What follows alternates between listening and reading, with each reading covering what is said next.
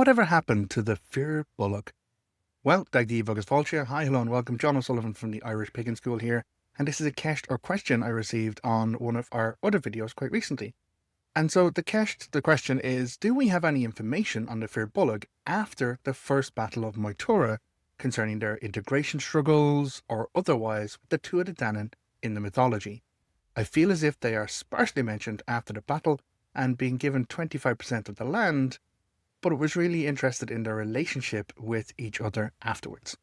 Well, thank you very much. It's a fantastic kecht, and I'm a really big fan of it. I actually did a class at our Irish Pagan School called The Taking of Ireland, which is the translation of one of our core texts from the mythological era known as the Lebor Gabála Érenn, and it talks about the multiple tribes that come into Ireland and settle there over time.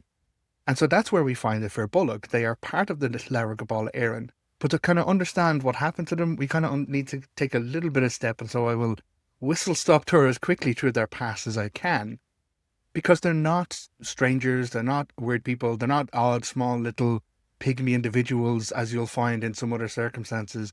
They are cousins to the Tuatha Dé Danann. They are of the same bloodline. And we can say that clearly because in the older tales, before the first Battle of Moytura, which was the conflict between the Tuatha Dé Danann and the Fir Bolg for ascendancy in Ireland, we had a previous tribe in there known as the Nemed. The sons of the tribes, the sons of Nemed, were the main chieftains there at the time, and they were under oppression from the Fomorians, who we will hear from later again, so bear with me. So during the oppression of the Fomorians on the Nemed people in Ireland, they went to Fintan, who was a wise sage from a previous tribe of people. I'm getting caught in there's a lot here, and I really, I'm a big fan of it, so I'm trying to maybe pull it all together a little bit closer. But the sons of Nemed fled Ireland with their people, and they then lived in other places in the world and grew as their tribe and expanded. And then over time, the descendants of those individuals who initially fled the oppression sought to return home to Ireland. So if we're looking for the Fir Bolg, we have to go to a person known as Semyon, son of Nemed. And so he was one of the main chieftains, and when he fled Ireland, he took with him his people, and they went into the south and east of the world. And it is said that they end up in Greece. And when they arrive in Greece, they look to the people of Greece, and they're like, do you have a bit of land where we can just rack up and just live and be out of the way? They're like, yeah, there's this horrible rocky mountain. Up you go on, fuck off with you to the wilds. And so then the sons of Nemed, sons of Semyon, these people lived in that land, but they also shaped the land. They carried bags of soil, they changed it, they pretty much terraformed the area so they could plant, they could grow, and it became a very beautiful, very abundant area, which was a previously rocky landscape that was of no use. And then the Greeks saw this very fantastic, very abundant landscape, and they're like, yeah, we kind of need that land back, so why don't you fuck off to those rocks over there instead? And so now these people who, were trying to survive as best they could, moved again, and then used bags to carry dirt and bring it to terraform this new area. And they did it all over again. They invested their time, their effort, their energy, the continued life of their people in that landscape as generations went past. And again, they made it a very fantastic land, a very great area, until the Greeks came along going, yeah, we're going to need that land back. And at that point, the tribe, who were now known as the Fir Bolg, or the bag men, or the men of bags, because they would carry the soil, decided, you know what, fuck this shit, we're out. We're going back to their ancestral homeland. There was this island on the edge of the world. It was beautiful, it was abundant. Maybe we can go back to the home of our ancestors. And so they took their bags and they made boats out of them. And they prepared to sail from Greece back over to where they believed Ireland would be, which they did. Actually, there's another lovely little piece in there. They're boarding the boats, and one guy goes, I have an idea. And so before they left, they decided to pull a full-on raid for resources and everything. They actually just wrecked a whole lot of stuff in Greece, and they're like, yeah, fuck yous, we're out. And so they left, and they returned to Ireland. I find Ireland empty, because the previous Nemedians had been oppressed to such a degree that they had been eradicated by the Fomorians. But the Fomorians didn't take Ireland, they just left it. And so the Fir Bolg, which were now known as the Fir Danann, the Fir Gael, and there's three kind of facets within them, but it's all the men of the land, men of the Gael, or the men of the bag if they're Fir Bolg. And so they take over Ireland and they live in Ireland and they grow and they rule happily there for a while. And then years later, we have the arrival of the Tuatha Dé Danann. The arrival of the Tuatha Dé Danann is a big shift and a dynamic change for the Fir Bolg. And in fact, their arrival was forecast by prophecy. A guy known as, oh gosh, I can see the word, but I don't want to pronounce the word wrong. The druid of the Fir Bolg king Ucked. I think it's Ceist. I think it's pronounced Ceist. Ucked, the king of the Fir Bolg at the time, has this dream, and in this dream, a flock of like black birds descend upon Ireland, and he's like trying to bat them all away, and he strikes at the noblest bird and cuts its wing off, and so he wakes up in a panic and goes to his druid. His druid casts the auguries, goes through his rituals of divination, and he comes back and says, "Yeah, it was a prophetic dream. You've seen, in essence, the doom of our people, because there's a tribe of people coming and they will be victorious in every strain. They are masters of every art, including the art of war." And that is the Tuatha Dé Danann. So this pretty much lines us up with what is known in the mythology as the first battle of Moytura. It's also known as the Magh Tuireadh. So there's the second battle of Moytura, known as the Moytura, but then there's the Magh Tuireadh, which is the first battle of Moytura, and this is where the returning Tuatha Dé Danann conflict with the Fomorians about ascendancy in Ireland. Interestingly, it's not a war of eradication. It's not a war of genocide. It's not, no, we're just going to wipe you off the face of the earth. What happens is the Tuatha Dé Danann arrive, they find that they're expected, because prophecy and divination, and one of their nobles, a guy called Bress, not Bress who will be king, a different Bress, because many people share different names, he is sent out to find out who this individual is who's waiting for them, waiting for their arrival. And he meets a guy called Shreng, son of Slenga. And interestingly, as he walks up, he sees this person, and it describes him in the text. It describes this tall, powerfully built person who has a shield in front of him. And so as Bress walks up, he has his shield in front of him. And as they approach, Bress calls out to him in the language of his people.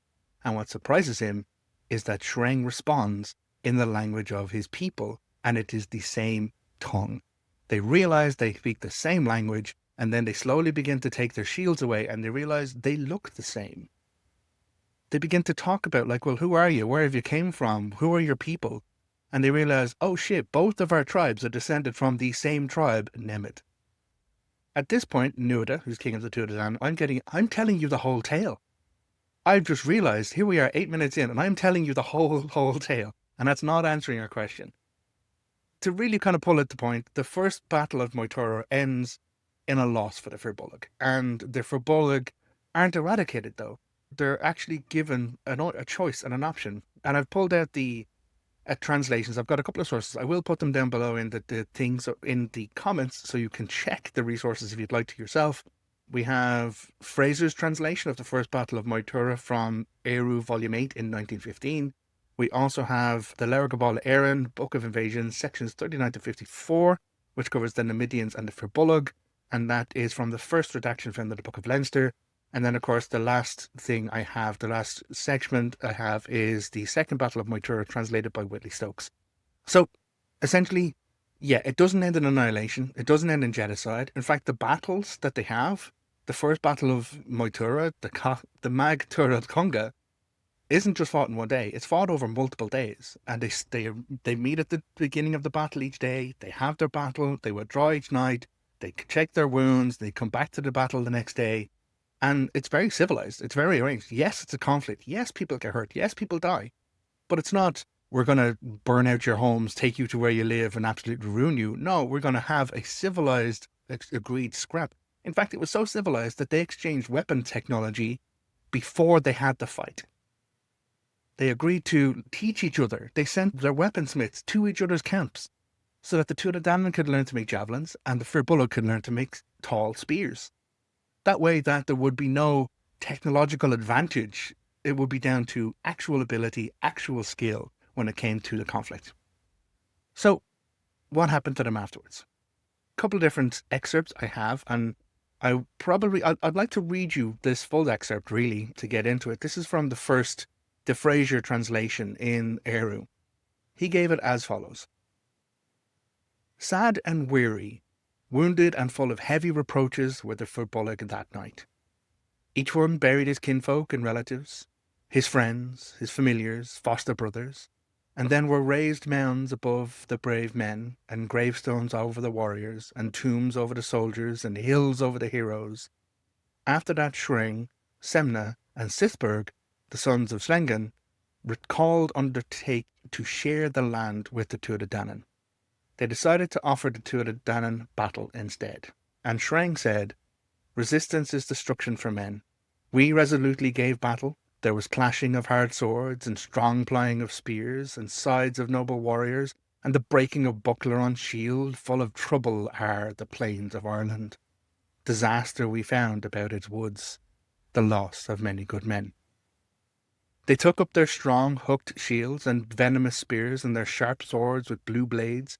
Thus equipped, they made keen and murderous charge, and wild fiery company, with their spears crossed pressed in the onset, cutting their way in a flaming fire of fury to meet any hardship and any tribulation. It was Shreng challenged Nuada to single combat, as they had fought in the previous battle.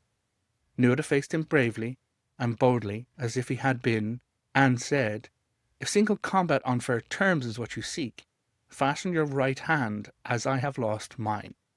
Only so can our combat be fair." "If you have lost your hand, that lays me under no obligation," said Shreng, "for our first combat was on fair terms. We ourselves so took up the quarrel." The Tuatha Dé took counsel, and the decision was to offer Shreng his choice of the provinces of Ireland, whole, while a compact of peace, goodwill, and friendship should be made between the two people. And so they make peace, and Shreng chooses the province of Connacht. The Fir Bolg gather round him from every side, and stubbornly and triumphantly took possession of the province against the Tuatha Dé. The Tuatha Dé made Bress their king, not that Bress, a different Bress, and he was High King for 7 years. He died after taking a drink while hunting in Slieve, and Nuada himself, his missing hand having been replaced, became king in Ireland. That is the story of the battle Magh Tuireadh Conga. And I like the last line in this particular translation. This was written in the plain of Etna, Goblin's daughter, by Cormac O'Curran of his companion Sean Glavin. Painful to us is his deserting of us when he goes on a journey. That really gives a very deep... I absolutely love this part of the story. It's the imagery of it, the fact that it is the last day of the conflict. They know they've been hardly hurt the previous day, but they're still not going to give. They're still going to face it down. The previous day, they got this close because Shreng fought Nuada and cut his arm off. And again, I love the fact that Nuada's like, "Yes, let's fight fair. Why don't you tie up your arm and we'll fight," and Shreng is like, "Yeah, it's not my fault you lost your arm yesterday. It sucks to be you." But at that point, they make an agreement. And so it specifically says, "A peace and goodwill and friendship shall be made up between them while the Fir Bolg took Connacht." Is that the end of the story? Sadly, no. That is not where it ends for the Fir Bolg. Now, yes, there is a long period where it is peace, where there is, there's no problems between the Fir Bolg and the Tuatha Dé Danann. As I said, it wasn't a war of annihilation. It wasn't a genocide. It wasn't, your culture is not compatible with our culture or any of that kind of shite. Because these were two tribes descended from the same people. They spoke the same language. They looked the same. They experienced the same craft and the same arts to varying degrees, yes, but they were still very similar. And they decided to make peace and share Ireland. Yes, with the Tuatha Dé Danann ascendant. At this point, we need to look for another reference to the Fir Bolg, and we find one very clearly in the person of Tailtiu. Tailtiu is a very well recognized goddess in and around the Irish belief. She's a goddess of the land shaping, land working, and sovereignty. But additionally, she's very famously linked with none other than the Eel Donach himself, Lugh, because Tailtiu, in one version of the story, is his foster mammy. When Lugh was saved from the sea, I did a video on Lugh recently. You can look it up on the wherever you're watching this, be it on YouTube or wherever we post this. Most likely YouTube. Yeah, I've done lots of content on Lugh. Lugh's saved from the sea I'm in storyteller mode today. You probably could have guessed that I'm really feeling that, but When Lugh saved from the sea, he's taken in and he's given to Tailtiu and he's raised in secret. He then grows up and becomes the Ildonach. He has the many interlinked talents, which means that when he arrives at Tara many years later, he is the right person to step in and become king for what is the forthcoming invasion of the Fomorians and the arrival of the second Battle of Moytura. And this is where we have more on the Fir Bolg. So yes, Tailtiu was Fir Bolg. She was of that tribe. But she didn't lose status. She wasn't kind of impoverished or kept away or anything like that at all. She was still a person of land ownership, a person of recognition and skill. And again, she did more for the Tuatha Dé Danann people again by raising the one who would become their king, Lugh. But as with a lot of things, memories are not easily forgotten. Memories of conflict are not easily gotten over. And so it does say that what happened following this was the arrival of the second Battle of Moytura and the invasion of the Fomorians. And so to this, I will go to the Lebor Gabála Érenn, the Book of Invasions, and this is the first redaction from the Book of Leinster, and I will read out this small excerpt for you. The Fir Bolg fell in battle, all but a few, and they went out of Ireland in flight from the Tuatha Dé Danann into Ara and Ila and Rachra and other islands beside. It was they who led the Fomorga in the second Battle of Moytura, and they were in those islands till the time of the provincials over Ireland, till Cruachney drove them out. So at this point, this latter section is dealing with what happened in the Fir Bolg sense. It's a very small paragraph, but it shows that they led the Fomorians in. They gave the Fomorians in for that second Battle of Moytura, which we know it doesn't go well for Balor. It doesn't go well for Bress and his father, Alatha, and the Fomorians lose the second Battle of Moytura, which does have, again, a negative impact on the Fir Bolg because they get pushed out again into islands. And so they're in there. They came to Carbra, and they came to Carbra, Nia, Fir, and he gave them lands, but they were unable to remain with him for the heaviness of the impost which he put upon them. So again, these Fir Bolg people who are now, having been ascendant in Ireland, having sided in combat, sided with the wrong forces, are now again nomadic and despondent and trying to find different lands in which to live and which to survive and grow. And sadly, this Carbra Nia Fir gives them land, of course, but then puts upon them, and so they can't maintain that. Thereafter, they came in flight before Carbra under the protection of Maeve and Ériu. So at this point, we've moved in from the mythological cycle into the Ulster cycle. And here we have Maeve, again, famous Queen Maeve of Connacht, person involved with the Tombo Julia, which is the main story of that section of our mythological past. And so the Fir Bolg are still around, and they come to Maeve and Ériu to seek protection. And these gave them lands. This is the wandering of the sons of Umor. So at this point, Angus, the son of Umor, was king over them all from the east. So Umor is now the king of the Fir Bolg. And from them, the names of these territories, Loch Him for him, Foreheads, son of Umor. The point of Talman in Medric from Talman, son of Umor. And so it goes along here and lists a number of very famous places which are named for these Fir Bolg people, still in the time of the Ulster cycle.